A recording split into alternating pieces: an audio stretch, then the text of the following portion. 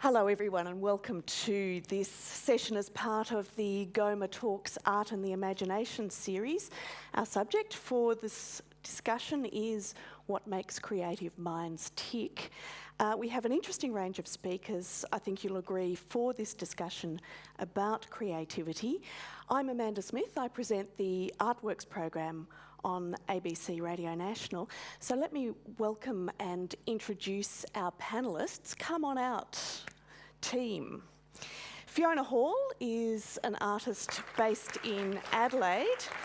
Jason Galate is a neuroscientist and psychologist. Philip Brophy, also an artist, filmmaker and musician from Melbourne. And Damon Young is a philosopher. He's the author of a book called Distraction. Now, at writers' festivals and other events where artists are speakers, the most frequently asked question, I think, and the most frequently sniggered at question is, where do you get your ideas from? Why do curious people in audiences so regularly ask this question, and why do artists and authors so regularly roll their eyes at it? I actually think it's a very good question, and it is really central to our conversation tonight. As I wander through this art gallery, I'm constantly struck by the originality and imagination on show around me. And those works that strike me in that way, that I respond to in that way, I'm constantly thinking, how did so-and-so come up with that idea? Or that would never have occurred to me in a million years. So I think I ask that question, where do you get your ideas from?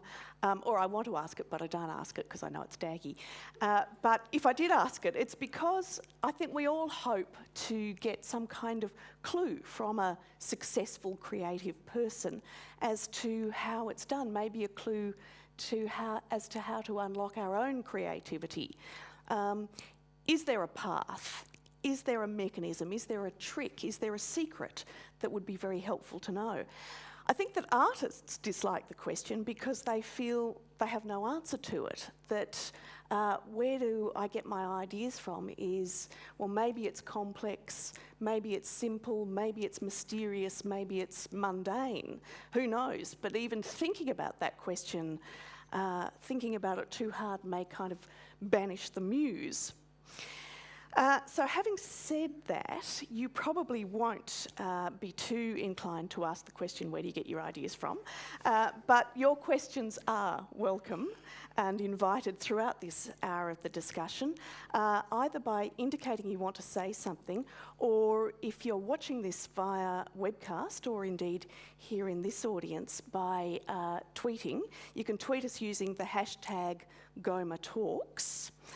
And once we've got a bit of a handle on each of our four speakers and what they're on about, and if I'm getting too carried away by asking all the questions, just, stick your hand up, or I'll keep an eye on the tweets too. Let me start with Fiona Hall. Fiona, it's been said of you that you are an artist possessed by insatiable curiosity. Is curiosity, insatiable curiosity, being possessed by it, but curiosity, is that the beginning of creativity for you as far as you're concerned? I feel a bit sort of discomforted by the description, but that's okay. But yeah, probably curiosity is important, and I think that holds not just for being a visual artist, but for any creative pursuit, which indeed for me includes the sciences as well as the arts. That if you're not curious, well, there's no driving force really to keep you, to keep you hanging in there, because when you do sort of set off on the creative trail, or when something actually almost beyond your control seems to push you out on that path, if you don't stick at it in some way or another, you won't get very far. So curiosity is really important, because it's one of the factors that keeps you going, I think. Philip, is it curiosity for you, or something else that drives you to make art? I think concepts interest me more than emotions or interpretations. I mean, I can understand the curious impulse, but usually I'm already in front of what it is I want to deal with, so I'm kind of already sinking in it and swimming in it, so it's like kind of being like in a pool, and I wouldn't be curious, oh, I'm in a pool. Like, I think that's just a different way of working, that if you're dealing with work that comments on pre-existing works from a media bent, then you're kind of already immersed in it. Yeah. So really it's probably more just kind of being attracted to where your interests are, I think. Mm. Damien, from time to time I've heard people say, I know I've got it in me to write a great novel or whatever the artistic pursuit is. If only I had the time, if only I didn't have to work, if only I didn't have to look after the kids, if only I didn't have to go to the gym, if only I didn't have to spend time with friends and so on. And yet there are so many examples throughout history, I suppose, of brilliant art being made by people in the most difficult circumstances. I guess because they were somehow compelled to. Is if only I had the time really just self-delusion? Self-delusion's the best kind, isn't it? Look, I think there's a certain amount of bad faith involved.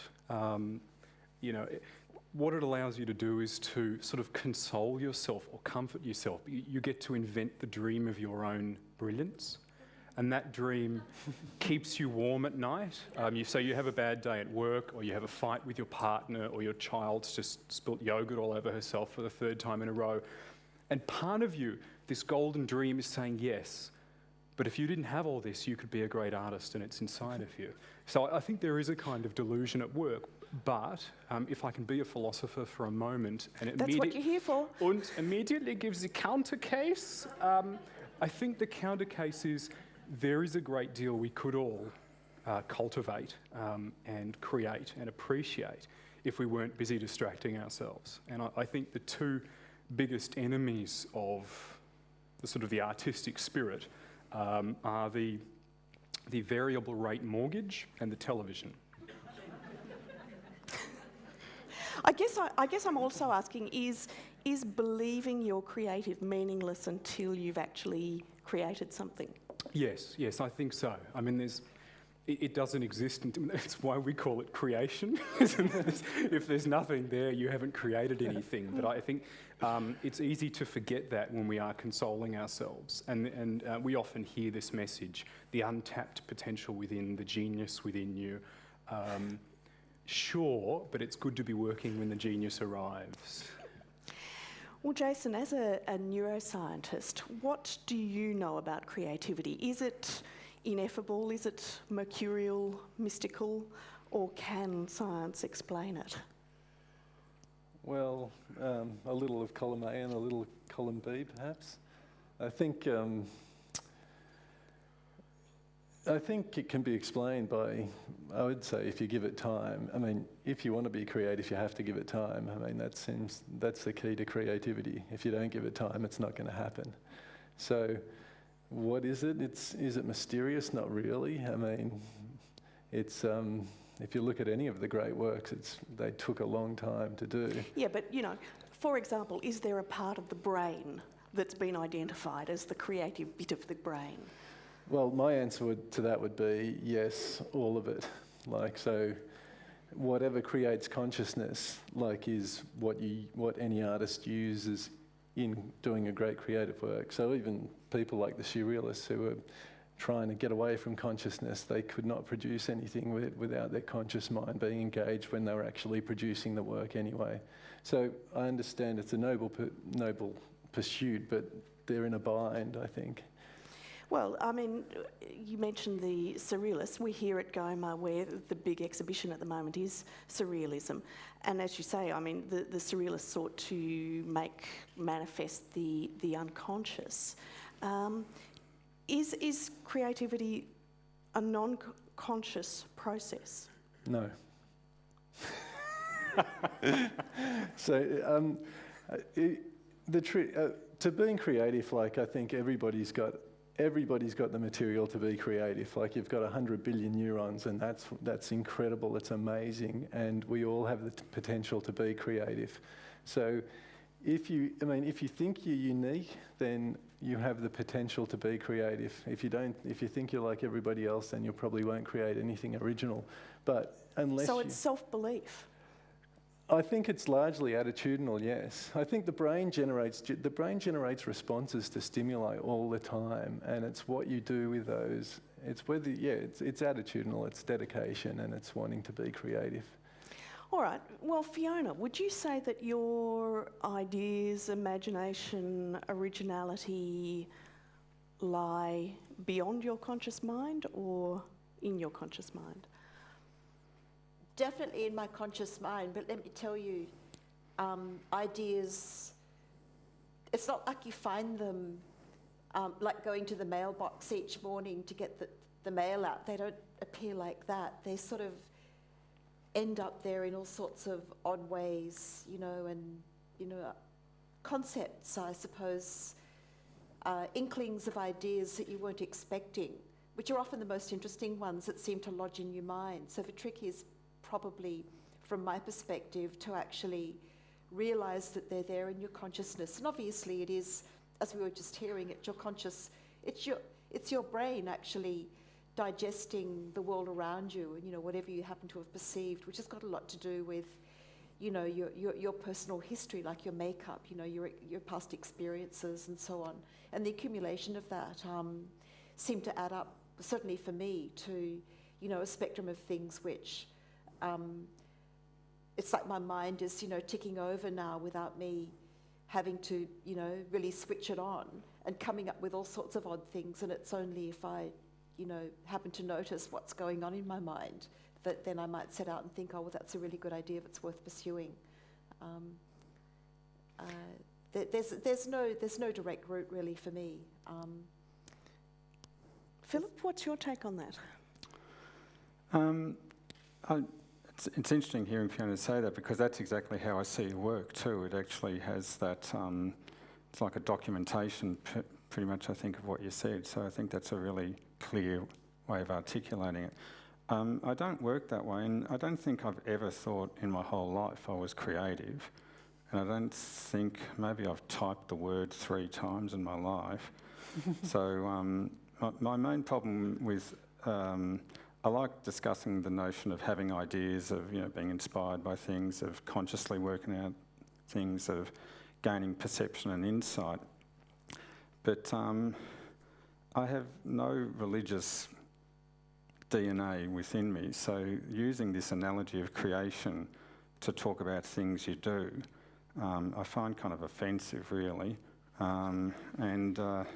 Just the idea that you create something rather than you make something, that you're being godlike, etc., etc., etc. You make matter out of nothing, etc. And it just never it doesn't even make sense to me, those kind of mythologies. Well, talk about then where inspiration lies for you. Well, like I said before, it's I'm a materialist, so something has to pre-exist, and I'm just a thing that comes into contact with it. I'm nothing special or unique in the greater scheme of things, so I'm kind of a slug that's coming across bits of concrete. Fantastic. I'm just, sorry, I have to put my glasses on to read some of these things, because there was Damon, there's a tweet, is there a correlation between happiness/depression and creativity? Do you want to address yourself to that? It's a very good question, unfortunately, which means I actually have to think about it.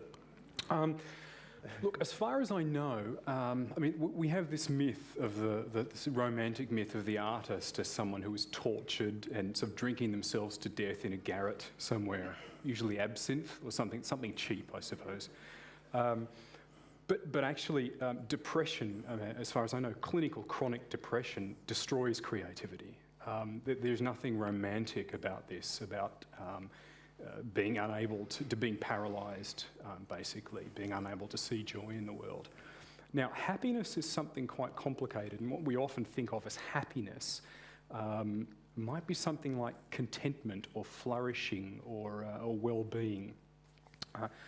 Now, are those things important for creativity? I'd say yes. Is being robust important for creativity or making stuff? Yes, I think so.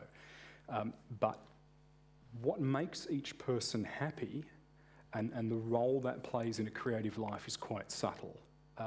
So, for example, Friedrich Nietzsche was most happy when he was alone in the mountains in a freezing cold hut talking to himself. He realised that that was what he needed to write the books that were more important to him than anything else. So partly it's about knowing what's healthiest for you. All right, let's take another tweet.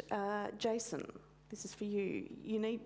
Do you need to have a healthy ego to be a creative and successful artist? No, it's probably helpful, but I think that you can have a tortured ego but be obsessed with your creative pursuits. I mean, there are some examples of that type of character in history. But yeah, I think in the modern age you have to be very good at self-reinforcing to be an artist, because it's hard. It's hard, especially before you're recognised and there's any form of remuneration or anything to keep going, no, I am going to keep being creative. I am going to, this is important to me and I want to pursue that vision for my life. And there's some tweets about, I didn't want to say that art is never, or creativity is never subconscious or non-conscious. It is. I mean, you can have deliberate or spontaneous creativity. But even when you do get, and you can have different types of insights that are subconscious, but even when you get those, eventually you have to put some conscious effort into realising that idea. Well, Philip, you work across a range of fields as a film and video director, as a composer and sound artist, music performer, curator, writer. As far as making all that stuff goes, I'm so hesitant to use the word creativity around you now. Thank you. Is it all of a piece? What do you mean in terms of that they're all... Does it all come from the same place? Is it all impelled by the same... Well, in my work, I think 50% of my work actually is discursive. It's actually writing and publishing. And then the other 50% is producing something in the medium or the materials as a response to something. So really, in my mind, most of what I do actually is writing and discussing things. Yeah, but you also do, you make short films and you... I do, but I still think that I'm essentially dealing with linguistics more than anything. And I think that you can play with that, you can explore it in different ways and whatnot. And when I say I don't regard myself as creative or even artistic, it's because I more respect other artists who I think are much better at doing that with materials, with sculpture, with paint, with, let's say traditional materials, and I just don't work that way. And so I've kind of stumbled into art. So do you buy Jason's line that we're all creative? I would if I was a humanist, and I'm not. So, the thing that, everyone has potential, and I think there's a lot of people that have no potential. And probably a lot of those people are in the professional arts or the art industries or the culture industries. And I mean, okay, that's a cheap kind of joke. It's easy to make fun of people that are endeavouring to be kind of artists, but the idea of endlessly empowering and encouraging people that really should just be getting on doing other things, I think there's a lot of irresponsibility in just saying that, yes, sure, you're creative, yes, sure, you're artistic. It's like, because I ain't going to come to your exhibition. Well, there's a story I've told a few times, and I've told it on air, but I so love this story, and it's a little bit of what you're talking about. I had this friend who, for years and years, believed she was creative in some way or another, but she could never really find the form or the medium. She tried, a bit of painting. She tried to be a comedian. She tried all this stuff, and she didn't really get anywhere with it. She wasn't very good at any of it. But she finally worked out what she was really good at. And mostly she loved the performing arts. That was what she mostly loved. What she was really good at, she discovered, was being a member of the audience. And I really love that story because it kind of gives a status to the idea of being an audience member and a role to that. What do you reckon? Well, I think that art very often becomes like Little League, you know, the idea that, like, you know, all kids can kind of like get to go, yeah. And save it for sport, keep it out of art, because, and I'm not being flip, I can think of when I was teaching in an art school, and it was almost like a very clear algorithm that the students who really did have kind of great potential, had original ideas, just thoughts coming completely from left of field and were always exciting, had this, they were like debilitatingly lacking in confidence. And then there were the ones that were just kind of like scamming or, you know, riding trends or copying whatever was around and had the hustle kind of thing going. And they would always kind of, you know, take over the dynamics of the class, you know. And I got to tell you, the most boring people I've met in my life have been professional artists, because that's what they're mostly kind of doing, you know. Okay, now I'm hoping that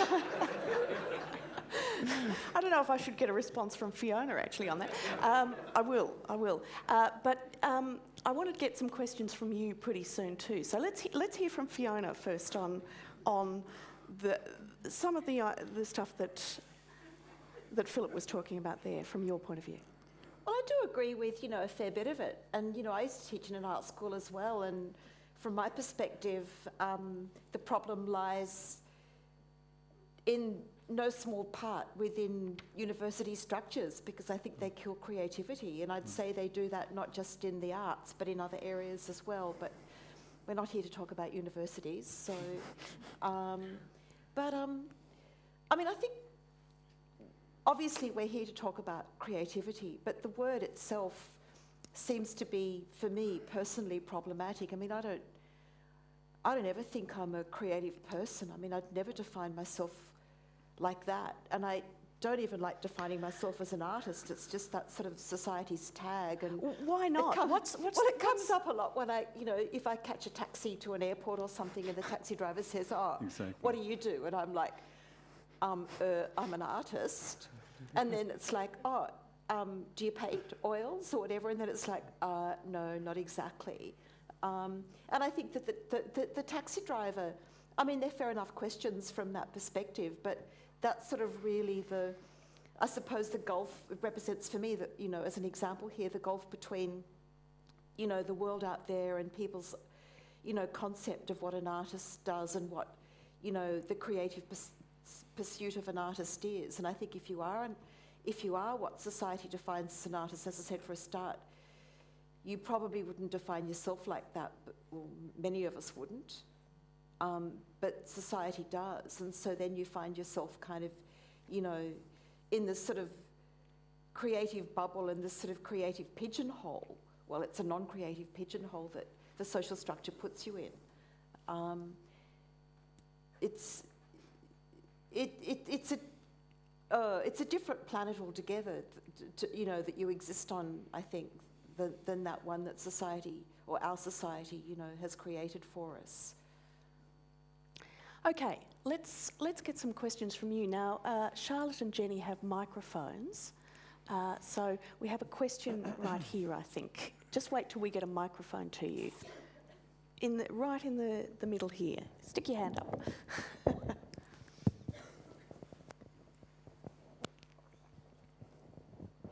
Oh, it's like pass the parcel. Thank you. Can you hear me? Yes. I would like to ask you, especially, I guess, once you told your story about your friend, but I'd like to ask everyone if they would discuss talent. Where does talent come into the various aspects of creativity or making things that you've been discussing so far? Thank you. Yeah. Who wants to start on that? Damon. I'm always happy to start. Good. We'll go down the line. All right. Look, to me, talent is sort of often the slightly plain cousin of genius. So everyone talks about genius, but actually talent is what geniuses are busy cultivating while everyone else is watching television. So, and talent is often domain specific. So you will cultivate talent in a particular area, and there are certain steps. I mean, philosophers like a chap called Dreyfus has actually gone through the steps. You start off being kind of clumsy, having to add things together. You have to think about it, and by the end, it's all quite intuitive. It flows. You get into what's called these flow states, where you're able to intuitively adapt to a situation as it changes and do so well. It was a long sentence. Perhaps I was in a flow state.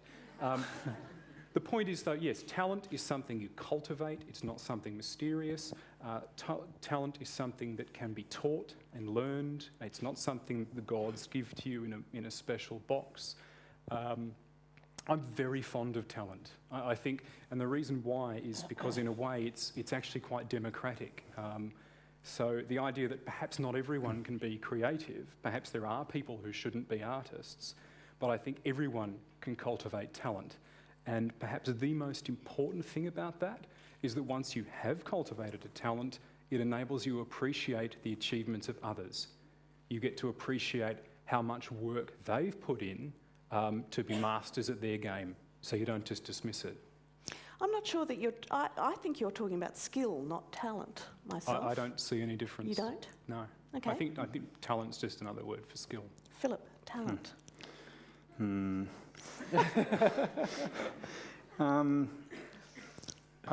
I thought that the idea of talent came into crisis like at least a couple of 100 years ago. So there's many ways in which art in all the arts, I think, can be produced without requiring talent.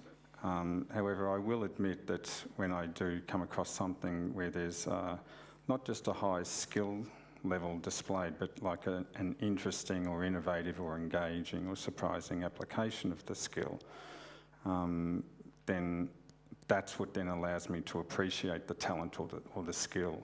But if that twist on it isn't there, then it's like kind of watching the circus. Yeah, I mean, talent is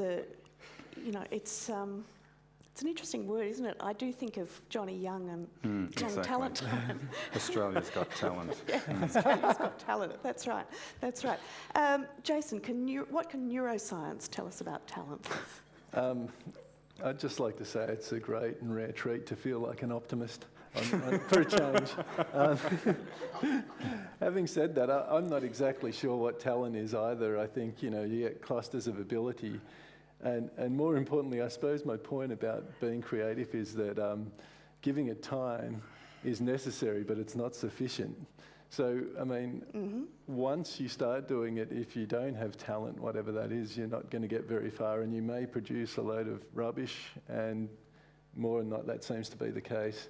Because there's a subjective element, a societally subjective element to art as well. Look at Van Gogh for the perfect example in his own lifetime compared to now. So, it's tricky and it's tough. I mean, just because if you want to do it, you should want to do it for yourself and live creatively because you want to, not for the rewards of actually producing anything good. Neuroscience, what has it got to say about talent?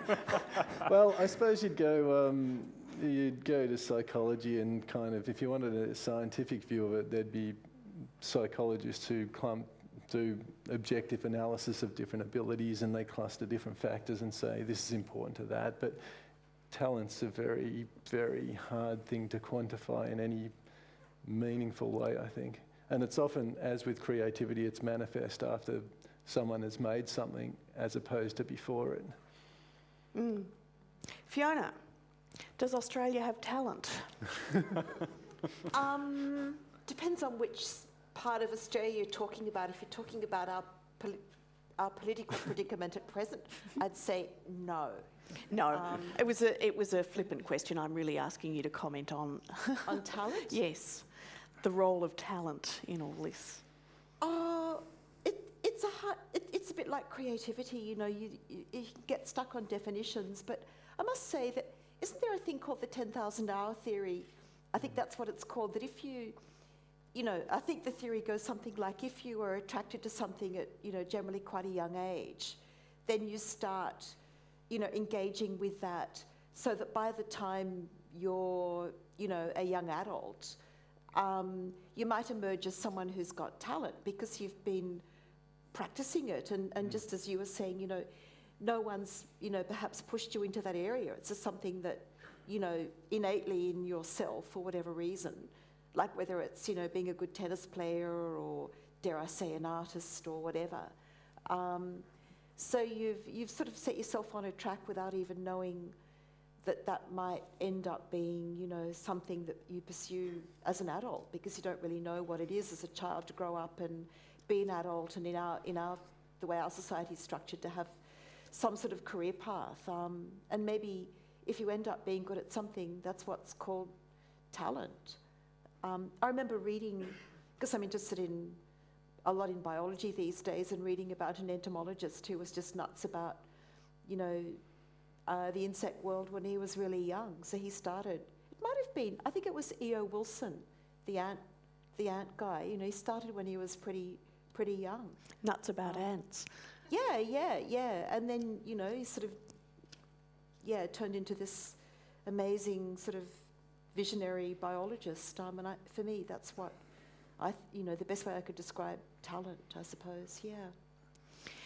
Well, Damon, can we get back to your some of your thoughts on distraction? In the olden days, the great man would be in his studio or study or garret or wherever, making his work, his art, while his wife looked after the household and the children. Or if the great man was a woman, she'd be a spinster, Jane Austen, for example.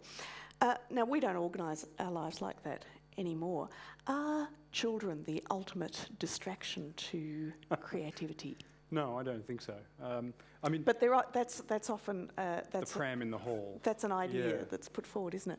Yes, there's that phrase, Cyril Connolly, in his book The Enemies of Promise, because, you know, this Cyril Connolly was one of the great men, and he didn't achieve what everyone thought he was going to achieve, and one of the reasons why was the pram in the hall. I think for some people, children are a distraction or a burden or a threat. But certainly in my case, and in the case of a lot of artists and writers I know, becoming parents has been quite the opposite of a distraction. I mean, I define distraction in the book as something that pulls us away from what's valuable in life. And I mean, when you think of children, you think of what's immensely valuable, intrinsically valuable and worthwhile. They're like a living line in the sand. So for me, having children has brought me toward the craft of writing, the discipline of writing, what's worthwhile in writing. They've kind of expanded, enriched and enhanced my universe.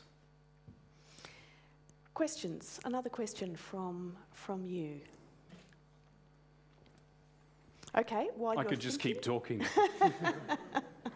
No. Not right now. Jason, are there degrees of talent, ability, creativity? Yes, absolutely. And I mean, we're on probably a sticky roof, apex of a roof between whether it's practice, like what you can do with practice, and what's innate. But I think there's, again, it is very definitional, but I think that there are things that do work as talent with creativity, like one of which is intelligence. And so there's an element that, you know, again, there's a lot of debate, but arguably there's different levels of intelligence, whatever that means, that we all have, and so that can be used differently.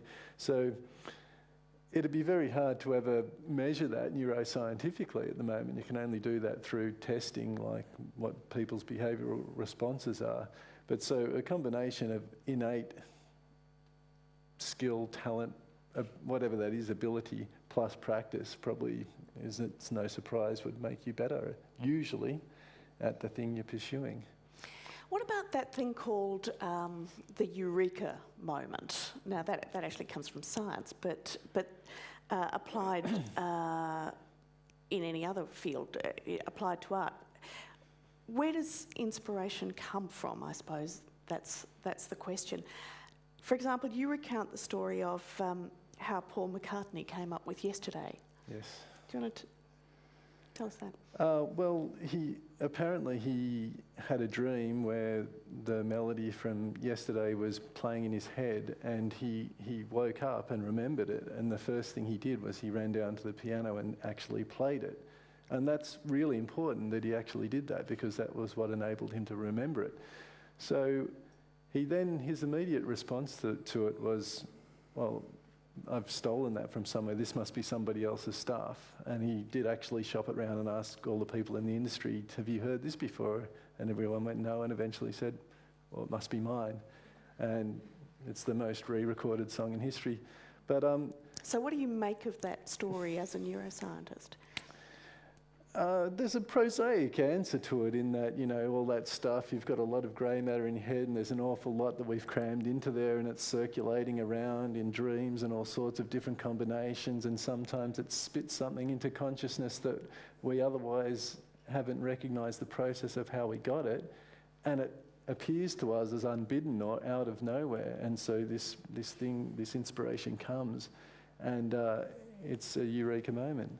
Now, but there are the things, to get a little mystical for a moment, there are the ones like, Wozniak and the way he says he invented the Apple II computer, and people like Newton, who seem to, to come up with everyone's viewing gravity as a spiritual force, and to conceptualize it just completely differently to everybody else, and then also come up with a formula that describes it. Didn't happen in one inspiration, took 14 years, but it's still amazing that it got there anyway in the first place. And I think that is quite ineffable, or it's at least very, very difficult to explain. Right. I thought you were going to say nothing is ineffable. No. Mind you, Scott Birkin wrote a book called The Myths of Innovation, and one of it was all of these myths that we have about the apple falling on Newton's head and Archimedes' bath are actually a myth, because they were immersed in the problem space for years and years and years before that flash of insight ever happened. So. Now, Fiona, I want to raise something with you, which is that the kind of language of creativity has been used a lot in the last couple of decades. It's coming to the business world a lot, where the idea that people in business need to be creative, and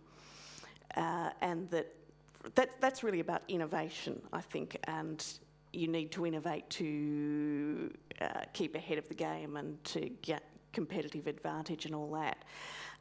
So that's about succeeding.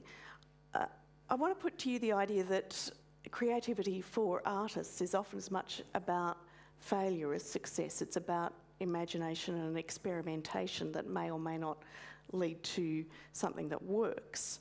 And this idea of, I just wonder about your thoughts on the way that business has co-opted this whole idea of creativity. Well, I suppose that's been done in part because it makes business look sexy, and that's sort of a good image for them.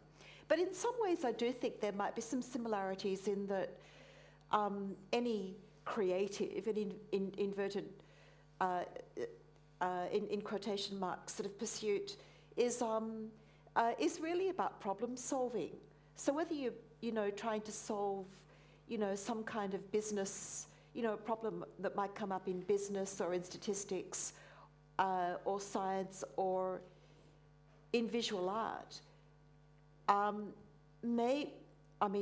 totally out of my depth here, but maybe in some ways the neural pathways in your brain that are operating and putting perhaps quite unlike things together and coming up with a solution, maybe they're really more or less the same pathways. It's just that the particular end goal or the particular nature of the problem, and therefore the end goal that you're trying to reach is specific to a field or a medium or a discipline or whatever. So that's what makes them different. Now, you are going to, yes, we have a question down here. Good on you. We'll just get the microphone to you. We got a microphone right down the front, please. Okay. I'd like to ask the artists or the thinkers, how do you refresh your ideas? Often the process is going well enough and, things are really on a roll, and then they go flat, they just burn out, and then you're just left with a wall. And is there any way that you have a special way to kickstart this and refresh and to get it going again, get the whole process going again? Or do you just, often I just feel like you have to walk away, and so I just wondered about that. Yeah. Okay, Damon, do you want to start that? Yeah. Okay, I'll give you 2 examples. One example is different modes of thought, and if I feel that one mode has kind of hit a wall, I'll switch into another mode. And that's not something that just happens internally, it happens through a whole load of props. And I know I'm not the only writer or a thinker to have done this. So Freud, for example, had a table full of antiquities, and they helped him get into the mythic space. In my case, I like to have a good fountain pen, good paper, some really nice ink, and to just sort of let the loops and ink move on my paper. Now that's important. It's a different space, a different headspace from sitting in front of the computer typing. Partly that's because it's my own strange little mythos, but it's also because neurophysiologically making the shapes of letters and the awareness of your hand in space relative to the page and its relationship to your thoughts is quite different to sitting in front of a screen typing. So that sort of shifts my mind into a slightly different mode. Another way is to forget about writing altogether and go for a run or do some martial arts or do some weights, because there is something very disembodying about writing, but often about art, I think, too. So being a human back in a body, connected to the world sensually, is very important. So that I find that very grounding. Philip? Oh, I go for a walk in the park with my teenage son. And that refreshes your mind? I don't have a son.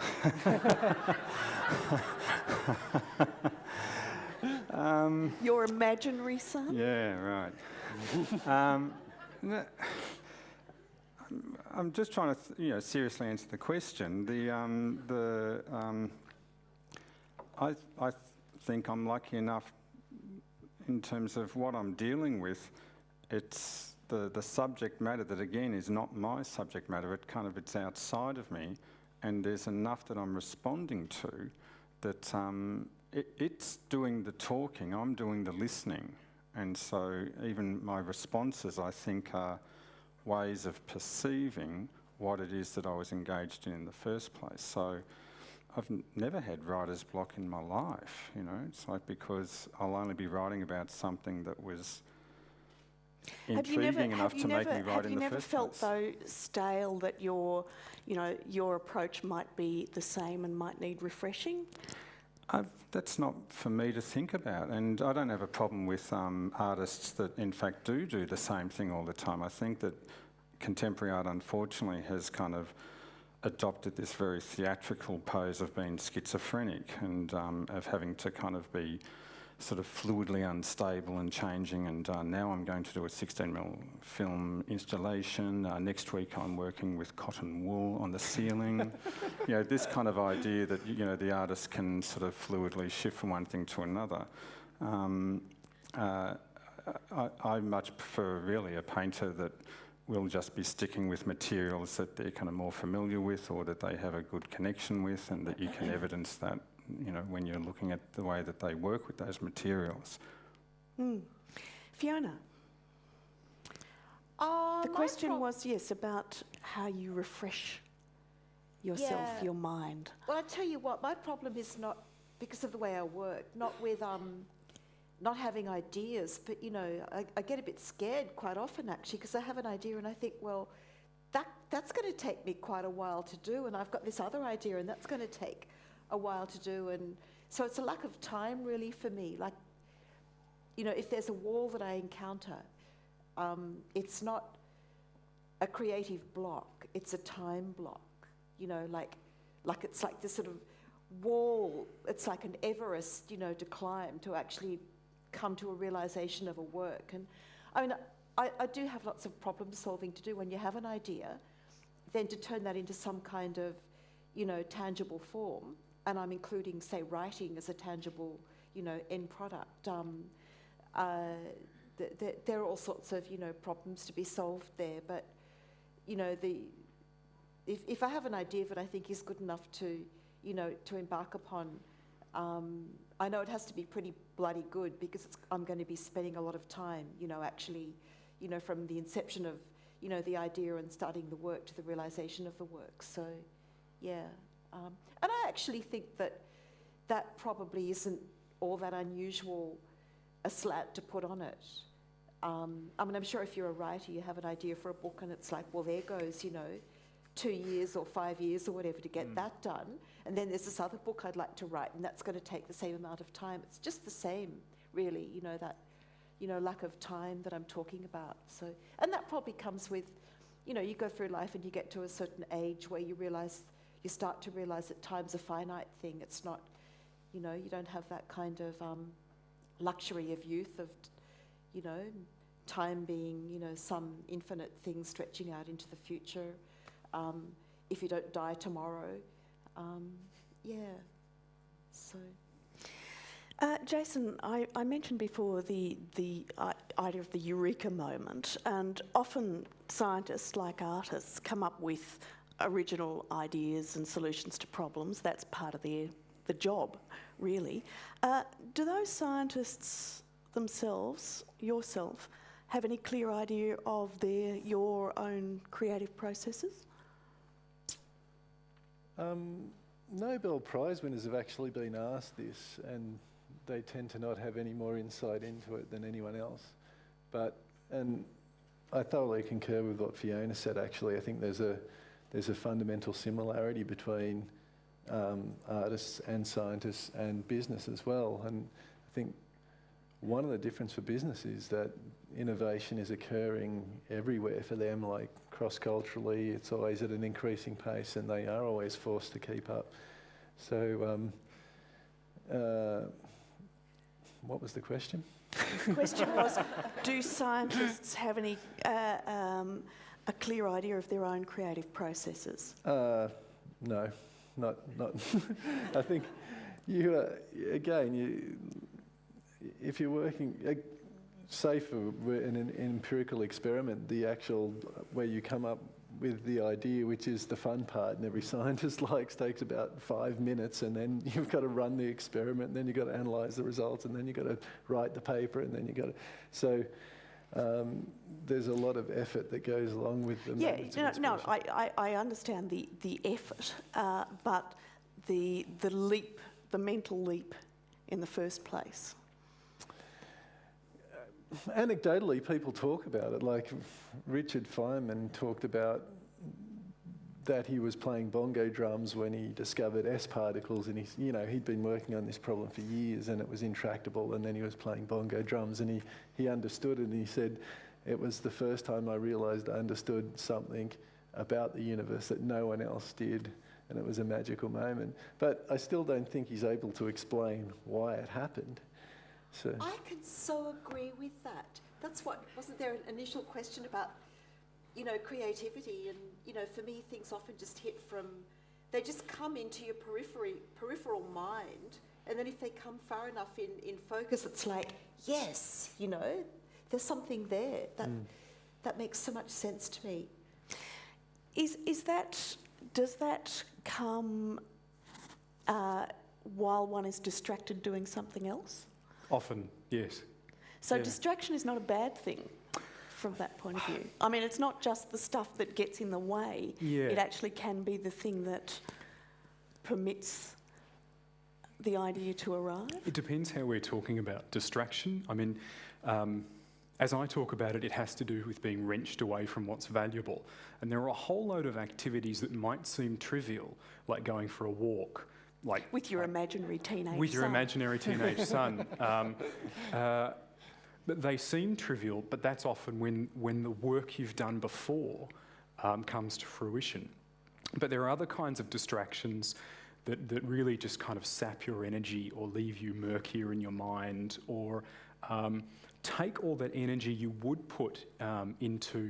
put into cultivating talent and just kind of piss it away.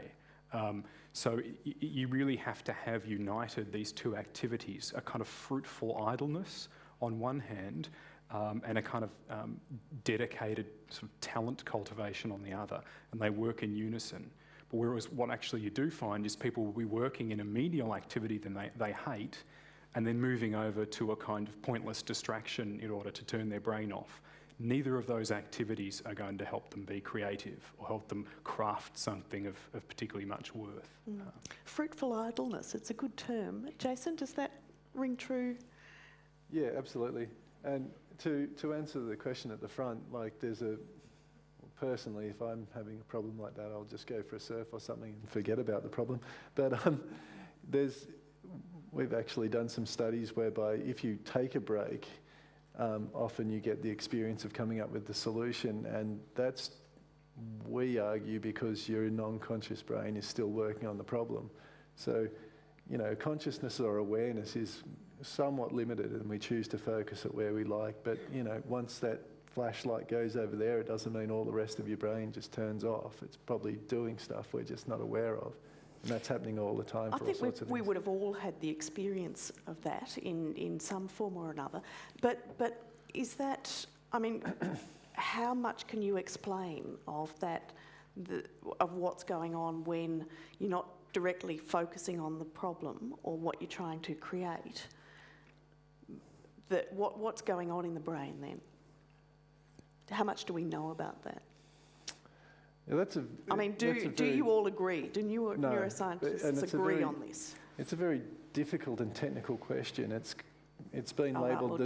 Don't answer it. Whatever you do. It's been labelled the small problem of consciousness, and that is that how can we delineate what's conscious and what's not conscious, and that's tricky. But I mean, to give a brute answer, that you can look at brain scans which are showing activity in areas that probably aren't what people are conscious of at the time, which would indicate that, you know, your brain is doing other things and other specific things that, you know, but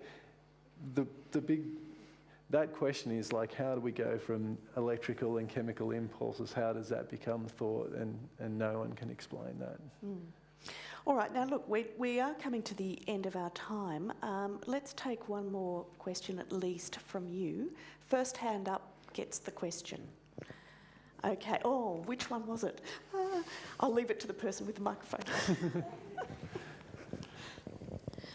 Okay, in general, do you think Brisbane is a creative city that's open to like new ideas and creativity? Can you say that again? In general, do you think that Brisbane is a creative city and open to creative and new ideas? Oh, right. Okay. Who wants to talk about Brisbane? It's a HS. That's like a VCE Well, I've been here question. sort of 4 hours, so I think... Did you read that? Have you written that down? Do you have to hand that in for school? Sorry, go on. Doing the Q&A. Well, they've invited us. Thank you, Brisbane. That's something, isn't it? Don't you think? I don't know the answer to that question, but I think Philip does. He'll ask his teenage son. What a setup. Because you've set us up. None of the panel is from Brisbane. That's a creative question. Come on. There you go. Come up with a creative answer. An anti-creative Well, I answer. will answer that question. Coming from Melbourne for decades has thought it's, you know, the intellectual, cultural capital of the world. And it, you know, it even has this shitty little kind of strip in Collins Street that they call the Paris End. So I'm here to tell you that probably Brisbane actually is a lot more creative than Melbourne. There you go. Yeah, absolutely. It's the most creative. It's the most creative city in Australia. I mean, well, I got off the plane and walked up to GoMA and went into the Surrealist exhibition and thought that was fantastic. And then I walked out of there and went up to the physical video and I went, wow, this is amazing. And you know, you walk down the river and there's art galleries everywhere. And I genuinely think it seems to be a little bit more open to putting some effort in than Sydney seems to be, which is good. I think Sydney's a bit pretentious. Fiona Hall from Adelaide. When I come to Brisbane, which I do, you know, with fair regularity, I seem to be either spending my time in GoMA or else I go in and work at the museum upstairs where the curators are, and they're both very creative places for me. And they happen to be in Brisbane, but whether that means Brisbane's creative is another matter. But GoMA and the section of the museum that I've become familiar with, certainly. So, yeah. All right, look, I think we're going to have to wind up on that note.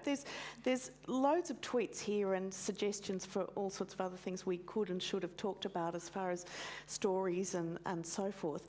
But I have found this a very stimulating, quick hour to spend in the company of you and these four people. Let me just remind you that they are Fiona Hall, Philip Brophy, Jason Galate and Damon Young. I'm Amanda Smith from Artworks on Radio National. Thanks to you for being here. Will you please join me in thanking our panellists and also the hard-working people behind the scenes here at GoMA. Thank you.